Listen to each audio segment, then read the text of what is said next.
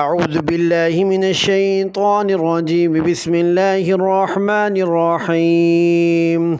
كنتم خير أمة أخرجت للناس تأمرون بالمعروف وتنهون عن المنكر وتؤمنون بالله ولو آمن أهل الكتاب لكان خيرا لهم منهم المؤمنون وأكثرهم الفاسقون. لن يضروكم إلا أذى وإن يقاتلوكم يولوكم الأدبار ثم لا ينصرون. ضربت عليهم الذلة أينما ثقفوا إلا بحبل من الله وحبل من الناس وباءوا بغضب من الله وضربت عليهم المسكنة ذلك بأنهم كانوا يكفرون بآيات الله ويقتلون الأنبياء بغير حق ذلك بما عصوا وكانوا يعتدون. ليسوا سواء من أهل الكتاب أمة قائمة يتلون آيات الله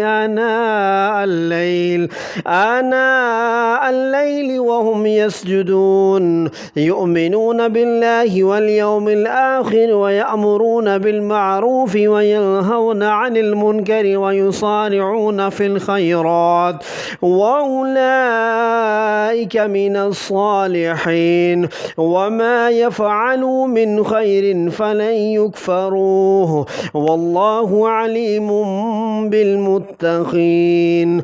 إن الذين كفروا لن تغني عنهم أموالهم ولا أولادهم من الله شيئا وأولئك أصحاب النار هم فيها خالدون.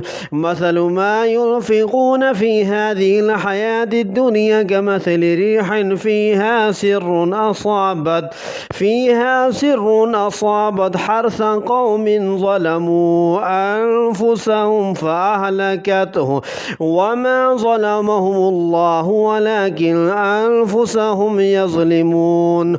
يا أيها الذين آمنوا لا تتخذوا بطانة من دونكم لا يألونكم خبالا ودوا ما عنتم قد بدت البغضاء من أفواههم وما تخفي صدورهم أكبر قد بينا لكم الآيات إن كنتم تعقلون.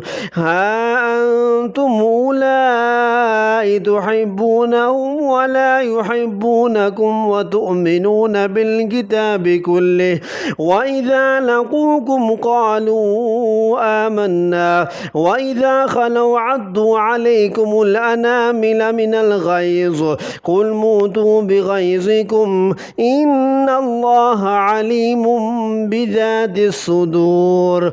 إن تمسسكم حسنة تسؤهم وإن تصبكم سيئة يفرحوا بها وإن تصبروا وتتقوا لا يضركم كيدهم شيئا إن الله بما يعملون محيط.